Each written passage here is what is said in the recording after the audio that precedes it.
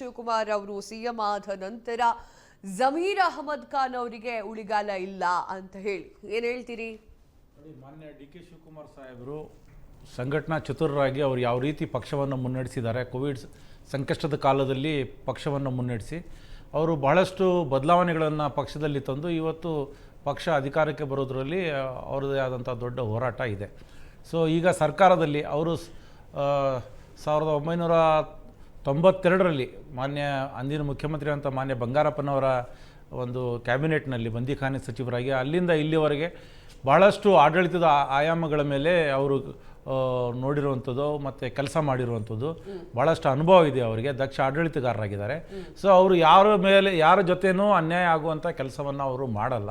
ಈ ರಾಜ್ಯದ ಸರ್ವಾಂಗೀಣ ಅಭಿವೃದ್ಧಿಗೆ, ಈ ರಾಜ್ಯದ ಏನು ಅಭಿವೃದ್ಧಿದ ಜೊತೆಯಲ್ಲಿ ಏನು ಮೂಲಭೂತ ಸೌಕರ್ಯಗಳಿದೆ, ಬೇರೆ ಬೇರೆ ಏನು ಇವತ್ತು ಬಂಡವಾಳ ಹೂಡಿಕೆ ಆಗಿರ್ಬೋದು ಅಥವಾ ನೀರಾವರಿ ಯೋಜನೆಗಳಿರ್ಬೋದು, ಅದರೆಲ್ಲದರ ಮೇಲೆ ಅವರು ಕೆಲಸವನ್ನು ಮಾಡ್ತಾರೆ.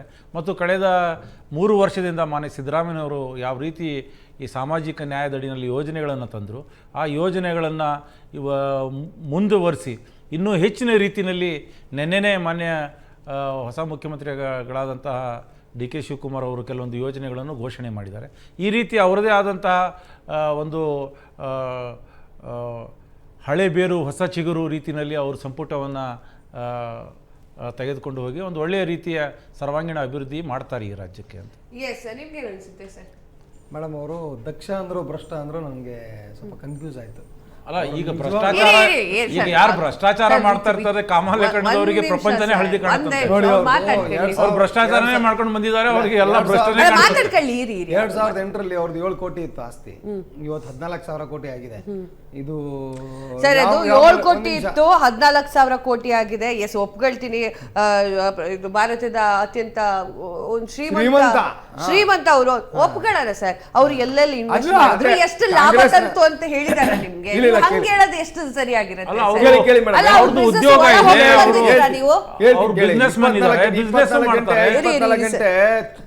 ಚುನಾವಣಾ ರಾಜಕಾರಣದಲ್ಲಿರುವಂಥವ್ರು ಅದೇನು ಉದ್ಯೋಗ ಮಾಡೋರು ಗೊತ್ತಿಲ್ಲ, ಬಿಸ್ನೆಸ್ ಅಂತೇಳಿ. ಆಮೇಲೆ ನಾನು ಕಾಂಗ್ರೆಸ್ ವಕ್ತಾರರ ಬಗ್ಗೆ ಹೇಳ್ತಿರೋದು, ಅವರು ದಕ್ಷ ಭ್ರಷ್ಟ ಅನ್ನೋಕೆ ದಕ್ಷ ಅಂದ್ರು ಅನ್ಸುತ್ತೆ. ಸೊ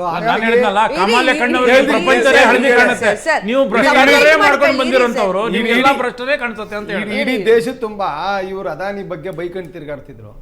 ಇವತ್ತು ಅದಾನಿ ಅವರೇ ಈಗ ಟನಲ್ ರೋಡ್ಗೆ ಫೈನಲೈಸೇಷನ್ ಇವರು ಡಿ ಕೆ ಶಿವಕುಮಾರ್ ಅವ್ರು ಮಾಡಿದ್ದಾರೆ. ಇಲ್ಲಿ ಇವರು ರೇವಂತ್ ರೆಡ್ಡಿ ಇದಾರಲ್ಲ, ಅವ್ರದ್ದೊಂದು ಮೇಜರ್ ವರ್ಕ್ ನಡೀತಿದೆ 20,000 ಕೋಟಿದು, ಅದನ್ನು ಅದಾನಿನೇ ಮಾಡ್ತಿರೋದು. ಸೊ ಅದಾನಿ ಇವ್ರಿಗೆಲ್ಲ ಫಂಡ್ ಮಾಡ್ತಿದ್ದಾರೆ ಈಗ ಕಾಂಗ್ರೆಸ್ ಅವ್ರಿಗೆ. ಸೊ ಹಂಗಾಗಿ ಈಗ ಅದಾನಿ ಭಜನೆನ ಕಡಿಮೆ ಮಾಡ್ಕೊಂಡಿದ್ದಾರೆ ದೇಶದಲ್ಲಿ. ಇವ್ರುಗಳು ಭ್ರಷ್ಟಾಚಾರಿಗಳು. ಎಷ್ಟು ಭ್ರಷ್ಟಾಚಾರ ಅಂದರೆ ವಾಲ್ಮೀಕಿ ನಿಗಮದ ಭ್ರಷ್ಟಾಚಾರ. ವಾಲ್ಮೀಕಿ ನಿಗಮದ್ದು ಹಾಡು ಹಗಲೇ ಮೇಡಮ್ 187 ಕೋಟಿ ರೂಪಾಯಿಗಳನ್ನು ಬಾರ್ಗಳಿಗೆ, ಸೂಪರ್ ಮಾರ್ಕೆಟ್ಗಳಿಗೆ ದುಡ್ಡನ್ನು ಹೈದರಾಬಾದ್ಗೆ ಕಳಿಸಿದ್ರು. ಅಷ್ಟೇ ಅಲ್ಲ, KPSC ಎಕ್ಸಾಮ್, KS ಎಕ್ಸಾಮ್ ಕರ್ನಾಟಕದಲ್ಲಿ ನಡೆಸೋದು ಬಿಟ್ಟು ಹೈದರಾಬಾದಲ್ಲಿ ನಡೆಸಿದ್ರು. ಯಾಕೆ? ಕರ್ನಾಟಕದಲ್ಲಿ ಜಾಗ ಇರಲಿಲ್ವಾ? ಸ್ಕೂಲ್ಗಳಿರಲಿಲ್ವಾ? ಕರ್ನಾಟಕ ಮಕ್ಕಳ 10,000ಕ್ಕೂ ಹೆಚ್ಚು ಈ ಶಾಲೆಗಳದ್ದು ದುಸ್ಥಿತಿ ಬಂದಿದೆ.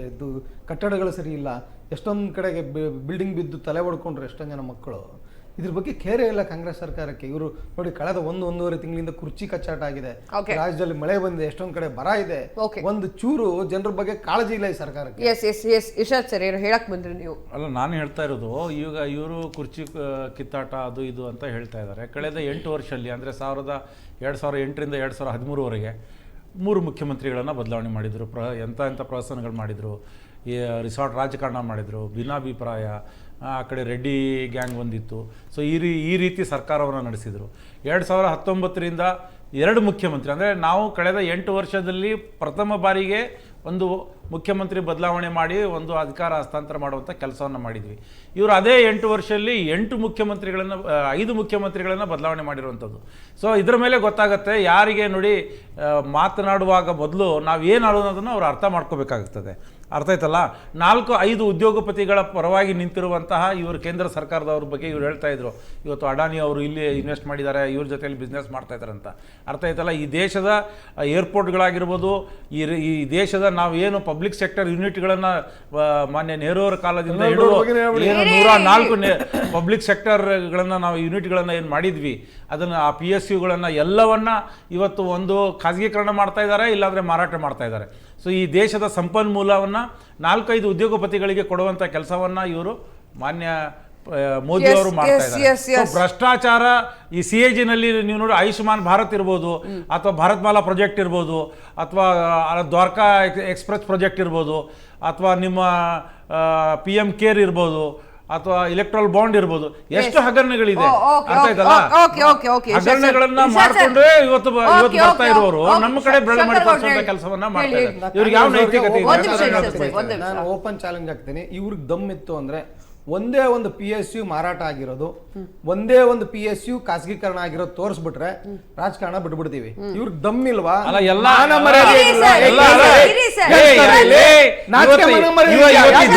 ಈ ದೇಶದಲ್ಲಿರುವಂತಹ ಎಲ್ಲಾ ಪಬ್ಲಿಕ್ ಸೆಕ್ಟರ್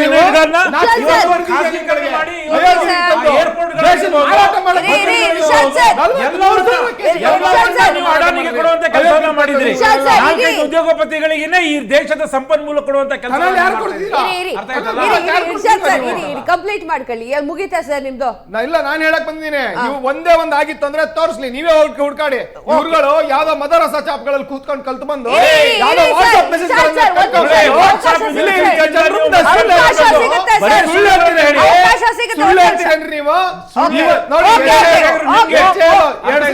ನೀವು ಇದೇ HAL ಮುಂದೆ ಬಂದು ಇವ್ರು ನಾಟಕ ಮಾಡಿದ್ರಲ್ಲ, ಇವರು ಪಪ್ಪು ಇವತ್ತು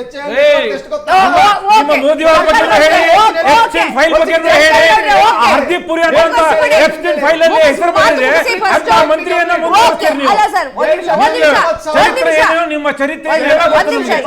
ಶೇಖರ್ ಸರ್, ಒಂದ್ ನಿಮಿಷ ಸರ್. ಅವರು ಚಾಲೆಂಜ್ ಹಾಕಿದ್ರು ನಿಮ್ಗೆ, ನಾವು ರಾಜಕೀಯವನ್ನೇ ಬಿಟ್ಟು ಹೋಗ್ತೀವಿ. ನಾನು ಹೇಳ್ತಾ ಇದೀನಲ್ಲ, ಈ ದೇಶದ ಸಂಪನ್ಮೂಲ, ಈ ದೇಶದ ಅದು ಏರ್ಪೋರ್ಟ್ ಇರ್ಬೋದು, ಬಂದರುಗಳಿರ್ಬೋದು, ಎಲ್ಲವನ್ನ ಖಾಸಗೀಕರಣ ಮಾಡಿ ಇವತ್ತು ಅಡಾನಿಗೆ ಕೊಡುವಂತ ಕೆಲಸವನ್ನ ಇವರು ಮಾಡ್ತಾ ಇದ್ದಾರೆ. ಯಾಕೆ ಬೇರೆ ಉದ್ಯೋಗಪತಿಗಳಿಲ್ವಾ? ಯಾಕೆ ಅಡಾನಿ ಅಂಬಾನಿ ಅವ್ರಿಗೆ ಕೊಡ್ತೀವಿ? ಈ ದೇಶದ ಸಂಪನ್ಮೂಲ ಅವ್ರಿಗೆ ಕೊಡ್ಬೇಕಂತಿದ್ಯಾ? ನೋಡಿ, ಬಂಡವಾಳಶಾಹಿಗಳಿಗೆ ಬರೀ ಬ್ರಹ್ಮಾಂಡ ಭ್ರಷ್ಟಾಚಾರ ಮಾಡಿ ಅವರು ಇವರಿಗೆ ಚುನಾವಣೆಗೆ ಸಹಾಯ ಮಾಡ್ತಾರೆ, ಸಹಕಾರ ಮಾಡ್ತಾರೆ ಅಂತ ಹೇಳಿ ನೀವು ಉದ್ಯೋಗಪತಿಗಳಿಗೆ ಇವತ್ತು ಈ ದೇಶದ ಸಂಪನ್ಮೂಲ ಇರ್ಬೋದು, ಈ ದೇಶದಲ್ಲಿರುವಂತಹ ಏನೇನು ದೊಡ್ಡ ಸರ್ಕಾರಿ ಸಂಸ್ಥೆಗಳಿದೆ, ಸರ್ಕಾರಿ ಸ್ವಾಮ್ಯದ ಸಂಸ್ಥೆಗಳು, ಅದೆಲ್ಲವನ್ನ ಇವರಿಗೆ ಕೊಡುವಂತ ಕೆಲಸವನ್ನ ತಾವು ಮಾಡ್ತಾ ಇದ್ದೀರಿ ಅಂತ ನಾನು ಬಹಳ ಜವಾಬ್ದಾರಿಯಿಂದ ಒಂದು ಕಾಂಗ್ರೆಸ್ ಪಕ್ಷದ ವಕ್ತಾರನಾಗಿ ನಿಮ್ಮ ಮೇಲೆ ನಾನು ಆರೋಪ ಮಾಡ್ತಾ ಇದ್ದೀನಿ. ನೋಡಿ, ಇವ್ರು ಅಯೋಗ್ಯ ಎಂತ ಅಯೋಗ್ಯರು ಅಂದ್ರೆ HAL ಮುಂದೆ ಬಂದು ಪ್ರೊಟೆಸ್ಟ್ ಮಾಡಿದ್ರು. ಇವರು ರಾಹುಲ್ ಗಾಂಧಿ ತಲೆಯಲ್ಲಿ ಒಂಚೂರು ಬುದ್ಧಿ ಇಲ್ಲ. ಇವತ್ತು ನಮ್ಮ HAL ನ ನೆಟ್ವರ್ತ್ 2,80,000 ಕೋಟಿ. ಕರ್ನಾಟಕದ ಒಂದು ಬಜೆಟ್, ಒಂದು ವರ್ಷದ ಬಜೆಟ್. ಕಂಪ್ಲೀಟ್. ಇವತ್ತು ಮಜ್ಗಾಂವ್ ಡಾಕ್ ನ ಕೇವಲ ಪೇಂಟ್ ಹೊಡಿಯಕ್ಕೆ ಇಟ್ಕೊಂಡಿದ್ರು. ಇವತ್ತು 98,000 ಕೋಟಿ ಇವತ್ತು ಮಜ್ಗಾಂವ್ ಡಾಕ್ ನ ನೆಟ್ವರ್ತ್. ಆದ್ರೆ ಇವತ್ತು ಪ್ರತಿ ವರ್ಷ 20-25,000 ಕೋಟಿ ರೂಪಾಯಿದು ಶಿಪ್ ಬಿಲ್ಡಿಂಗ್ ಇಂಡಿಯಾದಲ್ಲಿ ನಡೀತಿದೆ. ಇವರಿದ್ದಾಗ ಜೀರೋ ಇತ್ತು. PSUಗಳ ಬಗ್ಗೆ ಮಾತಾಡ್ತೀನಿ. ಕೊಚ್ಚಿನ್ ಶಿಪ್ ಯಾರ್ಡ್ ಇವತ್ತು 38,000 ಕೋಟಿ ನೆಟ್ವರ್ಕ್ ಬಂದು ನಿಂತ್ಕೊಂಡಿದೆ. ಇವರಿದ್ದಾಗ ಏನಕ್ಕೆ ಮಳೆ ಹೊಡಿಯಕ್ಕೆ ಇಟ್ಕೊಂಡಿದ್ರು ಕೊಚ್ಚಿನ್ ಶಿಪ್ ಯಾರ್ಡ್ ನ. ಇವತ್ತು BEL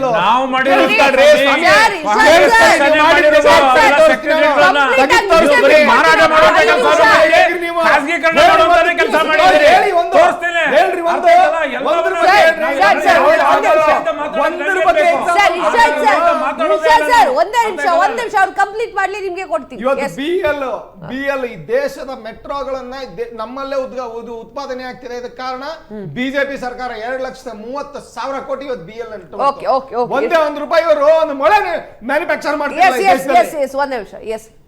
ಅಲ್ಲ, ನಾನು ಹೇಳ್ತಾ ಇರೋದು ನೋಡಿ, ಇವತ್ತು 8,000 ಕೋಟಿಯ ಒಂದು ಏರೋಪ್ಲೇನ್ ಅಲ್ಲಿ ಓಡಾಡುವಂತಹ ಮಾನ್ಯ ಪ್ರಧಾನಮಂತ್ರಿಗಳು ತಗೊಂಡಿದ್ದು ಅರ್ಥ ಆಯ್ತಲ್ಲ? ಹೇಳ್ತೇನೆ ಕೇಳಿ, ಹೇಳ್ತೇನೆ ಕೇಳಿರಿ. 815 ನೋಡಿ, ವಿದೇಶ ಪ್ರವಾಸಕ್ಕೆ 215 ಕೋಟಿ ರೂಪಾಯಿ ತಾವು ಖರ್ಚು ಮಾಡ್ತೀರಿ. ನಿಮ್ಮ ಕಷ್ಟದಲ್ಲಿ ಇರುವವರು ನೆರೆಹೊರೆಯ ರಾಷ್ಟ್ರಗಳೇ ನಿಮ್ಮ ಸಹಾಯಕ್ಕೆ ಬರಲ್ಲ. ಅರ್ಥ ಆಯ್ತಲ್ಲ? ಯಾವ ನಮ್ಮ ಯುದ್ಧದ ಕಾಲದಲ್ಲಿ, ನಮ್ಮ ಸಂಕಷ್ಟದ ಕಾಲದಲ್ಲಿ ಯಾವ ದೇಶಗಳು ನಮ್ಮ ಸಹಾಯಕ್ಕೆ ಬಂತು? ಯಾವ ದೇಶಗಳು ನಮ್ಮ ಸಹಾಯಕ್ಕೆ ಬಂತು? ಅರ್ಥ ಆಯ್ತಲ್ಲ? ನಮ್ಮ ಕಷ್ಟದ ಕಾಲದಲ್ಲಿ, ನಮ್ಮ ಯುದ್ಧದ ಕಾಲದಲ್ಲಿ ಯಾವ ದೇಶಗಳು ನಮ್ಮ ಸಹಾಯಕ್ಕೆ ಬಂದು ನಿಂತವು ಇವತ್ತು? ಅದು ಹೇಳಿ ನೀವು. ಅರ್ಥ ಆಯ್ತಲ್ಲ? ಇವತ್ತು ಹಂಗರ್ ಸ್ಟ್ರೈಕ್ ಅಲ್ಲಿ ನಾವು ಬಾಂಗ್ಲಾದೇಶಕ್ಕಿಂತ ಕಡಿಮೆ ಇದ್ದೀವಿ. ಅರ್ಥ ಆಯ್ತಲ್ಲ? 85 ಕೋಟಿ ಜನರಿಗೆ ನೀವು ಪಡಿತರ ಚೀಟಿಯ ಅಡಿನಲ್ಲಿ ಆಹಾರ ಕೊಡುವಂತ ಒಂದು ಕೆಲಸವನ್ನ ಮಾಡ್ತಾ ಇದ್ದೀರಿ.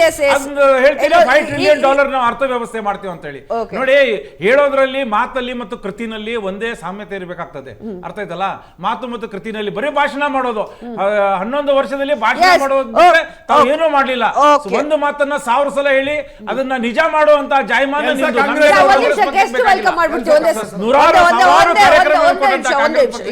ಸುಳ್ಳು ಹೇಳುವ ಅವಶ್ಯಕತೆ. Okay, yes. ಇವತ್ತು ನಮ್ಮ ಜೊತೆಗೆ ಮತ್ತೊಬ್ರು ಗೆಸ್ಟ್ ಬಂದಿದ್ದಾರೆ, ಶಹಬಾಜ್, ಮುಸ್ಲಿಂ ಮುಖಂಡರು. ಸರ್, ಕಾರ್ಯಕ್ರಮಕ್ಕೆ ಸ್ವಾಗತ. ಸರ್, ವಿಚಾರ ಇಷ್ಟೇ. ಇಷ್ಟೊಂದಕ್ಕೆ ನಾವು ಸಾಕಷ್ಟು ಮಾತನಾಡಿದ್ವಿ. ಕಾಂಗ್ರೆಸ್ನಿಂದ ಮುಸಲ್ಮಾನ ನಾಯಕರಾಗಿರುವಂತಹ ಜಮೀರ್ ಅಹಮದ್ ಖಾನ್ ಅವರನ್ನ ತೆಗೆದುಹಾಕಲಾಗಿದೆ ಎನ್ನುವಂತಹ ವಿಚಾರ, ತೆಗೆದುಹಾಕ್ತಾ ಇದ್ದಾರೆ ಎನ್ನುವಂತಹ ವಿಚಾರ ಸಖತ್ತಾಗಿ ಸದ್ದು ಮಾಡ್ತಾ ಇದೆ. ಹೌದಾ? ಇದು ಒಪ್ಕೊಳ್ತೀರಾ? ಬೆಣ್ಣಕ್ಕೆ ಚೂರಿ ಆಗುವಂತ ಕೆಲಸ ಮಾಡಿದ್ದಾರೆ.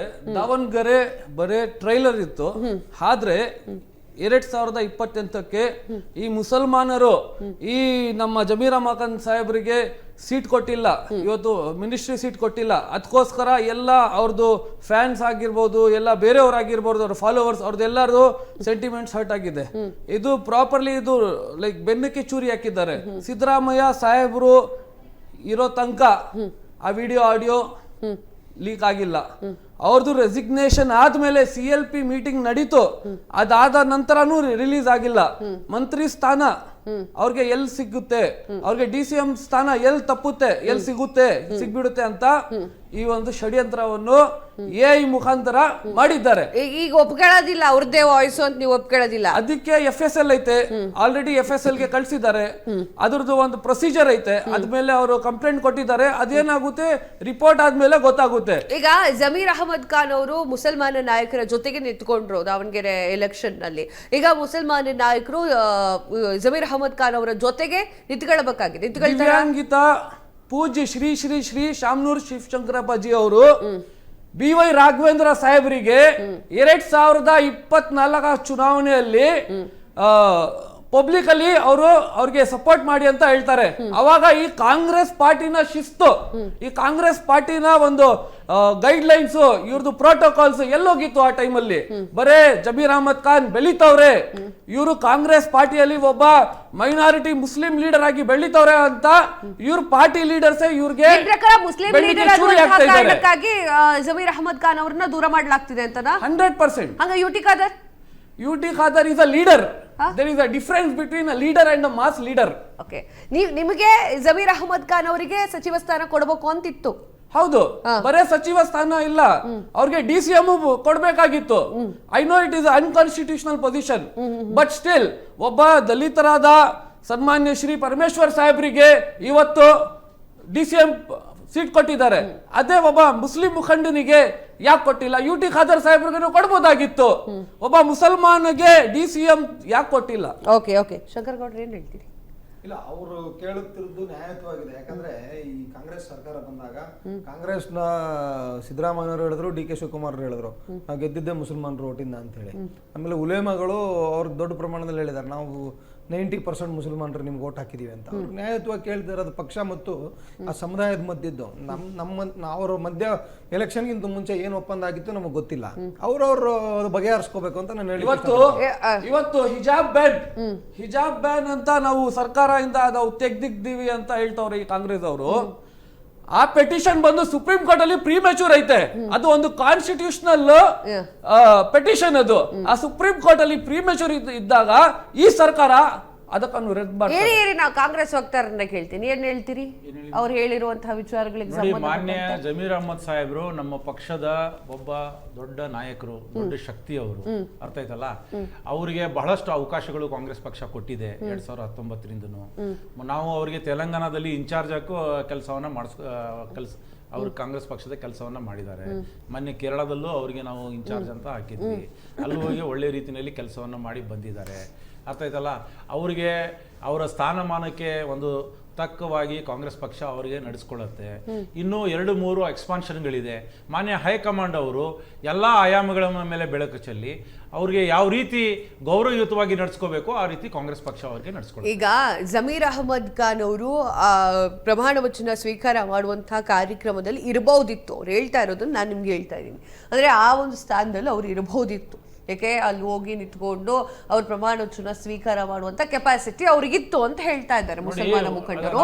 ಇಲ್ಲಿ ಕಂಪ್ಲೀಟ್ ಆಗಿ ಜಮೀರ್ ಅಹಮದ್ ಖಾನ್ ಅವ್ರನ್ನ ಪಾಯಿಂಟ್ ಔಟ್ ಮಾಡಲಾಗಿದೆ, ಅವ್ರನ್ನ ಹಿಟ್ ಲಿಸ್ಟ್ ಕರ್ಕೊಂಡು ಬರಲಾಗಿದೆ, ಬೇಕು ಅಂತಾನೆ ಆಡಿಯೋ ರಿಲೀಸ್ ಮಾಡಲಾಗಿದೆ. ಇಷ್ಟು ದಿನ ಸಿದ್ದರಾಮಯ್ಯ ಅವರು ಮುಖ್ಯಮಂತ್ರಿ ಸ್ಥಾನದಲ್ಲಿ ಇರ್ಬೇಕಾದ್ರೆ ಯಾಕೆ ಆಡಿಯೋ ರಿಲೀಸ್ ಆಗಿಲ್ಲ? ಡಿ ಕೆ ಶಿವಕುಮಾರ್ ಅವ್ರು ಮುಖ್ಯಮಂತ್ರಿ ಆದ್ಕೊಳ್ಳಿ ಯಾಕಾಯ್ತು? ಕೇಳ್ತಿರೋ ಪ್ರಶ್ನೆ ಅದು. ಅಲ್ಲ, ನಾವು ಕಾಂಗ್ರೆಸ್ ಪಕ್ಷದ ವಕ್ತಾರನಾಗಿ ಆ ಆಡಿಯೋ ರಿಲೀಸ್ ಆಗಿರೋದು ಅದು ಯಾಕಾಯ್ತು, ಅದ್ರ ಸತ್ಯಾಸತ್ಯತೆ ಏನು, ಅದು ಈಗಾಗಲೇ ದೂರು ಕೊಟ್ಟಿರುವಂಥ ಅದು ತನಿಖೆ ವಿಷಯ ಆಗಿರೋದ್ರಿಂದ ನಾನು ಇಷ್ಟೇ ಮಾತನಾಡಬಲ್ಲೆ.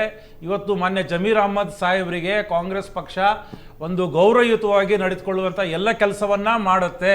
ಮಾನ್ಯ ಹೈಕಮಾಂಡ್ ಅವರ ನಿರ್ಣಯ, ಈ ಫಸ್ಟ್ ಲಿಸ್ಟಲ್ಲಿ ಯಾರು ತಗೊಬೇಕು, ಸೆಕೆಂಡ್ ಯಾರನ್ನು ತಗೋಬೇಕು, ಥರ್ಡ್ ಲಿಸ್ಟಲ್ಲಿ ಯಾರನ್ನು ತೆಗೆದುಕೊಳ್ಬೇಕಂತ ತಾವು ಈಗಾಗಲೇ ಕೇಳ್ತಾ ಇದ್ರಿ, ಮಹಿಳೆಯರೇ ಇಲ್ಲ ಆ ಲಿಸ್ಟಲ್ಲಿ ಅಂತ. ನಾವು ಅದಕ್ಕೆ ಹೇಳ್ತೀವಿ, ಹೌದು ಮಹಿಳೆಯರು ಬರಬೇಕಾಗಿತ್ತು ಫಸ್ಟ್ ಲಿಸ್ಟಲ್ಲಿ. ಆದ್ರೆ ಮಾನ್ಯ ಹೈಕಮಾಂಡ್ ಅವರು ಯಾವ ರೀತಿ ನಿರ್ದೇಶನ ಮಾಡ್ತಾರೆ,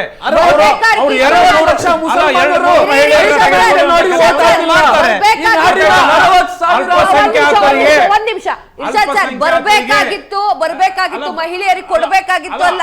ನೀವು ವಕ್ತಾರರು, ನೀವು ದಯವಿಟ್ಟು ಈಗ ಏನು ಅಂತಂದ್ರೆ ಜನಸಾಮಾನ್ಯರ ಜೊತೆ ಆ ರೀತಿಯಾಗಿ ಮಾತನಾಡಕ್ ಹೋಗ್ಬೇಡಿ ಸರ್. ಸರ್ ಕೊಡ್ಬೇಕಿತ್ತು, ಮಹಿಳೆಯರಿಗೋಸ್ಕರ ಗೌರವ ಇರೋದು. ಬಿಜೆಪಿ RSS ಅಲ್ಲಿ ಇದ್ದಾಗ ನಾವು ಮಹಿಳೆಯರನ್ನ ನಡೆಸ್ಕೊಳ್ಳಲ್ಲ.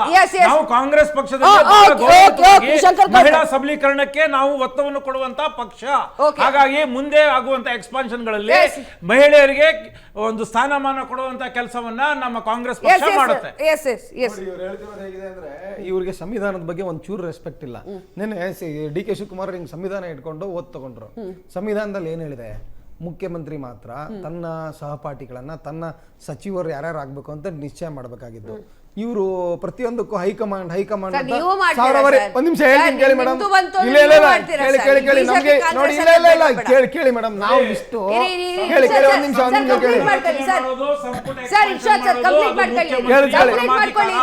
ಅದು ಮುಖ್ಯಮಂತ್ರಿಗಳ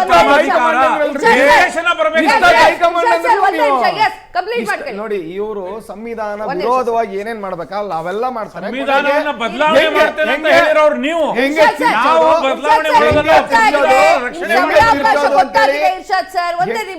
ತಿರ್ಚೋದು ಅಂತ ಅವ್ರಿಗೆ ತುಂಬಾ ಚೆನ್ನಾಗಿ ಗೊತ್ತಿದೆ. ಕೊನೆಗೆ ತಿರ್ಚ್ಬಿಡೋದು. ಇಷ್ಟೊತ್ತೇನ್ ಹೇಳಿದ್ರು, 100 ಬಾರಿ ಹೇಳಿದ್ರು ಹೈಕಮಾಂಡ್ 2 ಲಿಸ್ಟ್ 3 ಲಿಸ್ಟ್ 4 ಲಿಸ್ಟ್. ನಾನು ಈಗ ಕೇಳಿದ ತಕ್ಷಣ ಇಲ್ಲ ಪರಮಾಧಿಕಾರ ಮುಖ್ಯಮಂತ್ರಿಗಳದ್ದು. ಎಲ್ಲಿದೆ ಪರಮಾಧಿಕಾರ?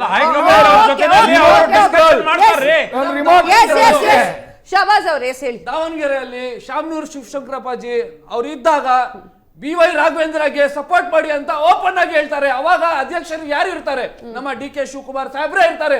ಅವಾಗ ಯಾಕೆ ಅವ್ರ ಮೇಲೆ ಶಿಸ್ತು ಕ್ರಮ ತಗೊಳ್ಳಲ್ಲ? ಬರೇ ಒಂದು ಮೈನಾರಿಟಿ ಮುಸ್ಲಿಂ ಲೀಡರ್ ಮೇಲೆ ಯಾಕೆ ಇವರು ಈ ತರ ಶಿಸ್ತು ಕ್ರಮ ತಗೊಳ್ತವ್ರೆ?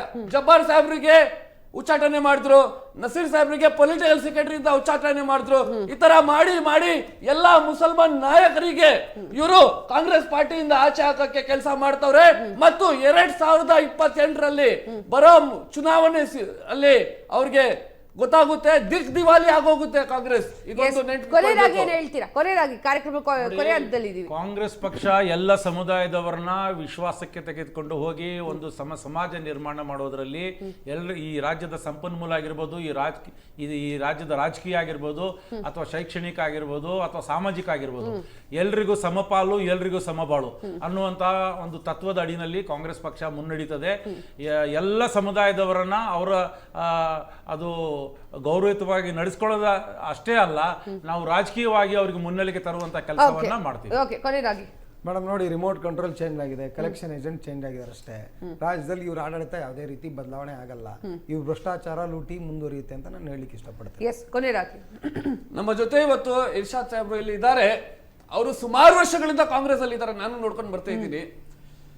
ಅವರು ಸಹ ಇವತ್ತು ಒಂದು MLC ಇಲ್ಲಾಂದ್ರೆ ಒಂದು MLA ಪೊಸಿಷನ್ ಅಲ್ಲಿ ಇರಬೇಕಾಗಿತ್ತು. ಆದ್ರೆ ನಾವು ಅವ್ರಿಗೆ ಆ ತರ ಒಂದು ರೀತಿಯಲ್ಲಿ ನೋಡ್ತಿದ್ವಿ. ಆದ್ರೆ ಕಾಂಗ್ರೆಸ್ ಬರೀ ಹೆಸರಿಕೆ ಇರೋದು, ಮುಸಲ್ಮಾನರಿಗೆ ಸಪೋರ್ಟ್ ಮಾಡಕ್ಕಿಲ್ಲ. ಸೊ ಇದೇ ಕೊನೆಯ appeasement politics. Okay okay, thank you so much. ನಮ್ಮ ಜೊತೆಗೆ ಕೂತು ಮಾತನಾಡಿದಕ್ಕೆ ಧನ್ಯವಾದಗಳು. ಎಸ್ ವೀಕ್ಷಕರೇ, ಜಮೀರ್ ಅಹಮದ್ ಖಾನ್ ಅವರನ್ನ ಗೇಟ್ ಪಾಸ್ ಕೊಡಲಾಗುತ್ತಾ ಎನ್ನುವಂತಹ ಪ್ರಶ್ನೆ ಈಗ ಸಖತ್ತಾಗಿ ಚರ್ಚೆಗೆ ಈಡಾಗ್ತಾ ಇದೆ. ಗೊತ್ತಿಲ್ಲ ಮುಂದೆ ಕಾಂಗ್ರೆಸ್ ಯಾವ ರೀತಿಯಾಗಿ ಆಕ್ಷನ್ ತೆಗೆದುಕೊಳ್ಳುತ್ತೆ ಅಂತ ಹೇಳಿ ಕಾದ್ ನೋಡ್ಬೇಕಾಗಿದೆ. ಈಗ CM ಬೇರೆ ಬದಲಾವಣೆ ಆಗಿದೆ. ಸೊ ಇದಾಗಿತ್ತು ಹೊತ್ತಿನ ವಿಶೇಷ. ಮತ್ತಷ್ಟು ಸುದ್ದಿಗಳಿಗಾಗಿ ನೋಡ್ತಾ ಇರಿ ಸ್ಪೀಡ್ ನ್ಯೂಸ್. ಸುದ್ದಿ ನಿಮ್ಮದು, ವೇಗ ನಮ್ಮದು.